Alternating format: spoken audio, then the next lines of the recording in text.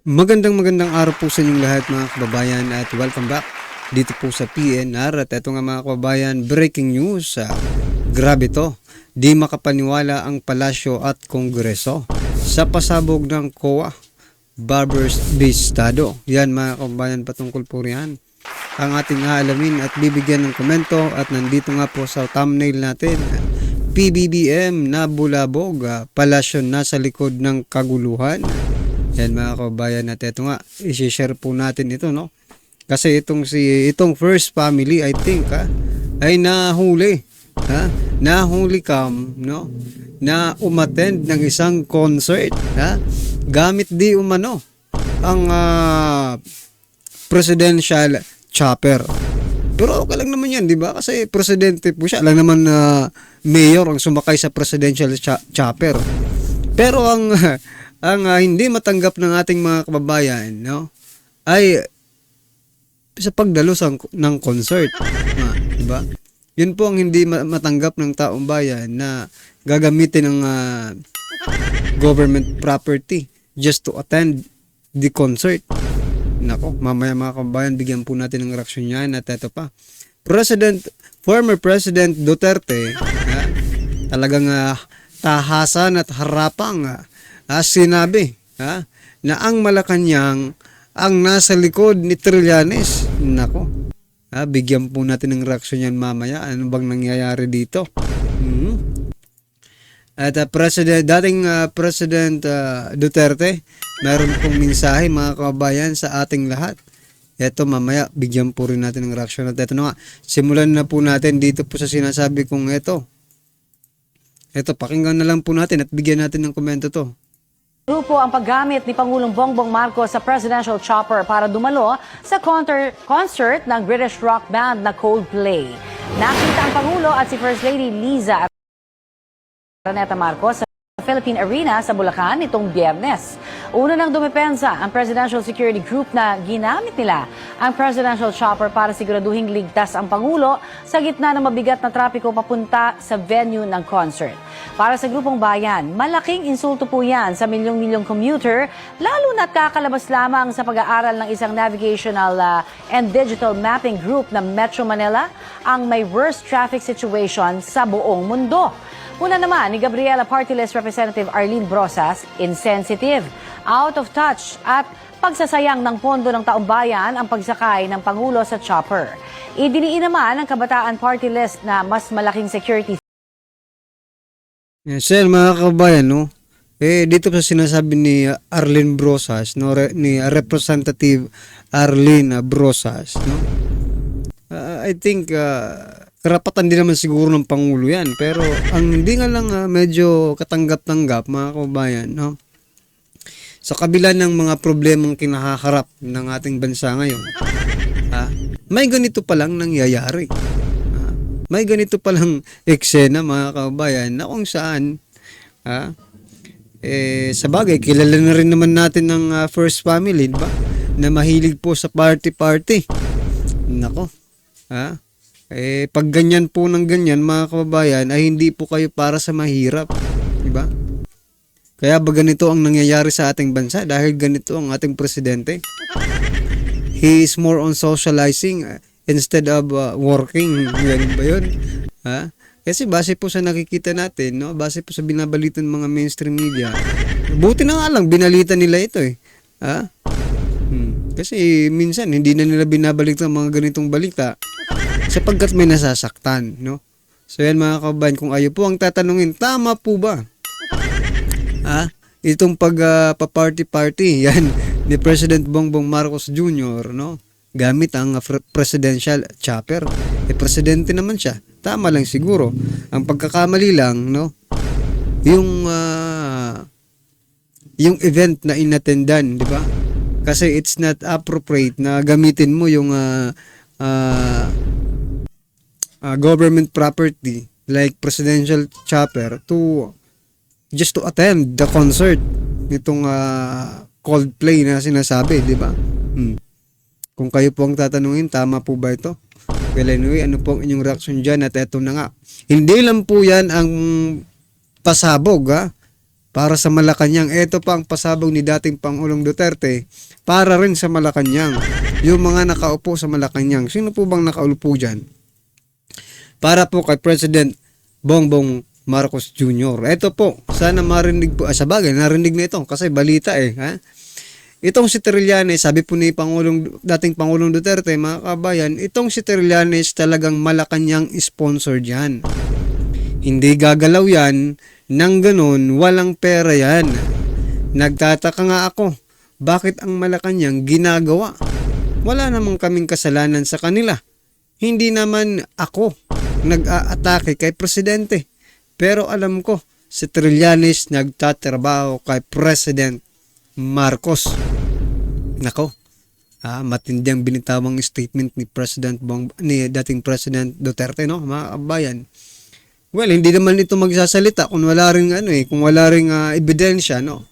Anong masasabi niyo diyan, mga kabayan? Ibig bang sabihin si President Bongbong Marcos Jr. ang nasa likod ng mga kaguluhang ito? At ano naman ang rason niya? Dahil ba posibleng tumakbo hindi naman siya tatakbo Diba? Hindi naman po tatakbo si President Bongbong Marcos Jr. ng presidente pa sa susunod na eleksyon. Maybe there is someone in the family, no, who wants to be a president. Nako, sino kaya yan? Isa lang naman ang alam natin, no? Na posibleng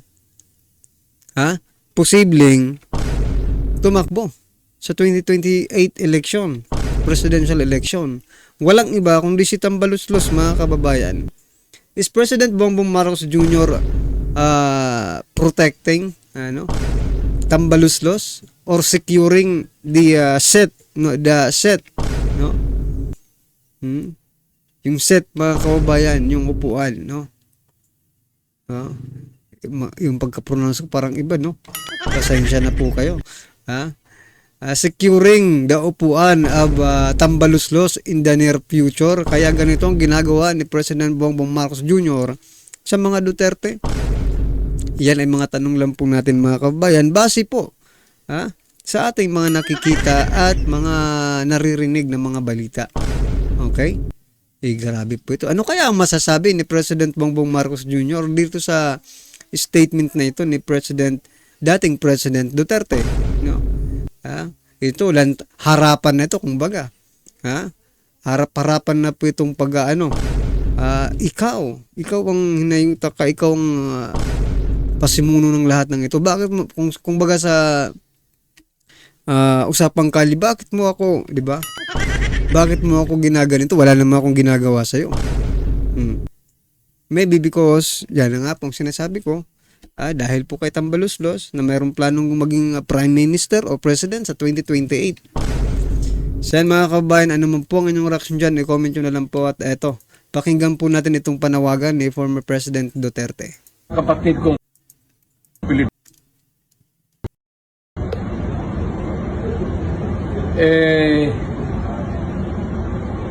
umiikot ako sa Pilipinas ngayon hanggang kaya para sa peace rally. Tara na, kung isog ka para sa bayan, we defend the Constitution and the flag of the Philippines para wag masira ang bayan natin, hindi maloko ang bayan natin, at kailangan ang Pilipino matatag at alam niya kung ano ang nangyayari ang dapat gawin. Ito naman ang gusto namin, mapayapa lahat ang mangyayari. Alam mo, hindi kami binibigyan nakakatawa nga hindi kami binibigyan ng permiso ng mga mayor mag-rally. Alam mo, nasa konstitusyon yan, mabigat yan, to peaceably assemble for redress of grievance. It is a constitutional right of everybody, and you just cannot violate it. Kasi makakaroon ka ng kaso niyan. At ang mga kapatid kong Pilipino, So yan mga kabayan, grabe no. Ngayon ko lang nalaman hanggang ngayon pala ay ginigipit pa rin itong peace rally mga kabayan ng mga mayors. So these mayors mga kabayan are more leaning to the administration, no?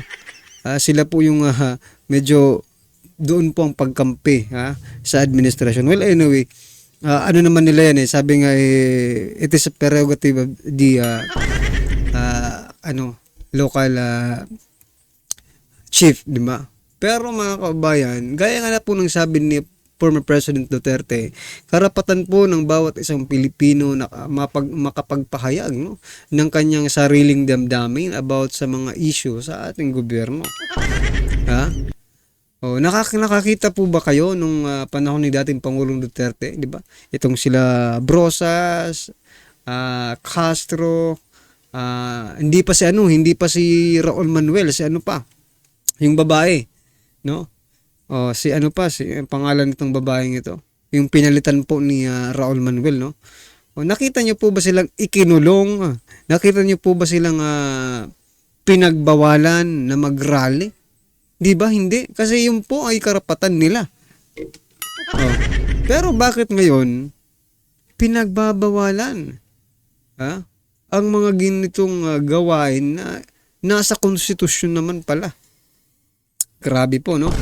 Well, anyway mga kababayan, ano po ang inyong reaction dyan? Eto, pakinggan po natin at bigyan natin ng komento to. Ito ang nakakagulat. Viral at trending ngayon sa mundo ng social media ang di umano'y balitang matapos ang pananahimik, tila binasag na ang katahimikan at katotohanan. Ito ang nakakagulat.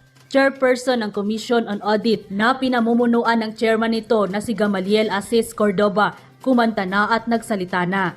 Tila binasag na ang katotohanan matapos patunayan na unqualified report o malinis ang track record ng opisina ng DepEd sa pamumuno ni Vice President Sara Duterte. Pero bago ang lahat ng ka-updates, kung bago ka pa lamang sa aking channel, ay mag-subscribe ka na at huwag kalimutang i-click ang notification bell para mas updated ka sa lahat pa ng bagong videos na i-upload namin. At ito na nga mga ka-updates, walang problema, walang ninakaw, at walang korupsyon sa DepEd sa panahon ng Vice President na si Sara Duterte. Ito ang So yan mga kababayan, walang problema, walang ninakaw, walang anomalya, no? Pero patuloy na ginigipit ng mga hinayudak na tongresong ito, 'di ba? Bakit hindi kayo maghanap ng iba? Baka makahanap tuloy kayo, 'di ba? Yung talagang may kasalanan talaga, yung talagang gumagastos, ng sobra-sobra nang wala naman sa yung propose nila, 'di ba? Maghanap kayo, wag lang puro kay Vice President Sara Duterte kasi mga kababayan, no? Baka ito ginagawa lang nila sa mga Duterte to divert our attention, no? Para hindi na tayo mag-usisa sa iba pang pwedeng magkaroon talaga ng anomalya, korupsyon at pagnanakaw. Di ba? Maybe diversion lang itong mga Duterte, mga kababayan. Like for example, yung PhilHealth, 'di ba? Baka sakaling may corruption diyan. Hindi lang baka sakaling, talaga siguro may corruption diyan. Nasaan na yung pinagbentahan ng 25 tons of gold? No explanation, mga kababayan, kung saan napunta talaga. Basta lang nagbenta, okay na. Pero sinasabi nila pinambayad daw eh. Well anyway, kung pinambayad. Sige, ito pa. Ano na po yung nangyari sa Maharlika Investment Fund? Diba? So, napakaraming tanong ng taong bayan, but this Congress is not answering. Ang gusto lang talaga mag-focus lang dito sa Duterte.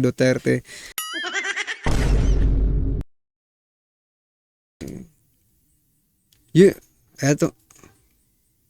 Sir, mga kabayan, nawalan tayo ng audio, no? Sinasabi ko po kanina, no, maybe ito pong nangyayari, no, na sinasabi namang walang anomalya, no, walang pagnanakaw, pero patuloy pa rin po nilang ginigipit itong si Vice President Sara Duterte. At naisip nga po natin, baka this is only a diversion, no?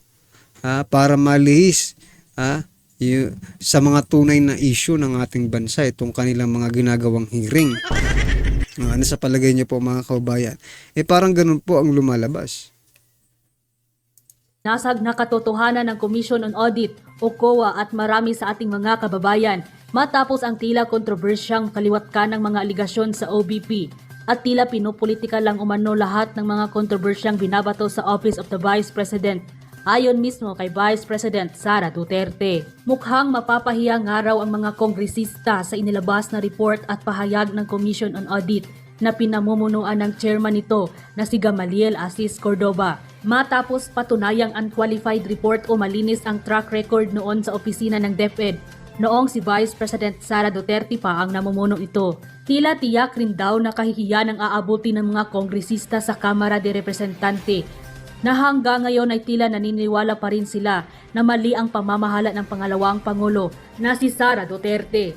Noong ito pa ang kalihim ng kagawaran ng edukasyon. Dahil dito kinumpirma na mismo ng Commission on Audit at chairperson na si Gamaliel Cordova na walang naging maling paggastos ang pangalawang Pangulo noong ito pa ang DepEd Secretary. So yan mga kabayan, habang patuloy po silang nangangalkal ng mga basura laban po dito kay former President Duterte at Vice President Duterte, parang talagang nililihis po ang taong bayan sa mga totoong nangyayari. No? Kasi po, habang may mga hearing tayo dito sa Kongreso, marami palang nangyayari na pwede nilang pagfokusan, di ba? Pwede nilang pag-imbestigahan. Nandyan po ang PhilHealth, Maharlika Investment Fund, nasaan na, di ba? Walang explanation, napakalaking pera noon, pero bakit ngayon, no? Wala po silang nilalabas na report about para makita ng taong bayan. Huwag naman nilang itago, no? Matapos nilang pilitin ng taong bayan na ibigay yung pera, di ba? Hindi hinulog yun eh. I think SSS and Pag-ibig siguro yun, no? JSIS. So, yung ginamit sa Maharlika Fund. Pero, tinatanong po ng taong bayan kung saan na napunta. Tapos, sa panahon ngayon, ang bilis-bilis lang ng maubos ng budget, no? Sinasabi ni President Bongbong Marcos Jr. na ubos na ang Quick Response Fund, no? Na 30 billion. So ngayon, uulit na naman po sila, maglalagay na naman po sila ng pera para sa Quick Response Fund. Dahil nga po sa napakaraming talagang maraming bagyo ang pumasok sa Pilipinas, di ba?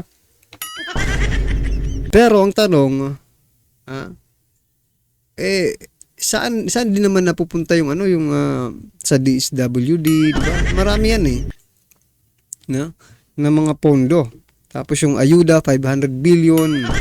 So maaaring dagdagan rin natin yung para sa ayuda mga kabayan, gawing ng 1 trillion, no? To make sure na talagang sapat ang kaso lang kasi pag ganyan, pag madagdag tayo ng dagdag, ang tanong, saan tayo kukuha, di ba? Saan tayo kukuha ng pera na ilalagay ulit dyan sa pondong yan? Ibig sabihin ba, uutang na naman ang Pilipinas? Nasa record na nga, 15.8 trillion na po ang utang ng Pilipinas. Nako po. At maaaring lumubo pa sa katapusan ng taong ito. It is possible to be 16 trillion po mga kababayan ang magiging utang ng Pilipinas ngayong 2024 mga kababayan. So, ano sa palagay niyo po? May mali po ba? O tama yung ginagawa nila? Well, anyway mga kababayan, ano pong yung reaction, opinion patungkol po dito ay comment lang po sa baba. Para at isa lang po natin mga kababayan ang inyong opinion. Maraming salamat po.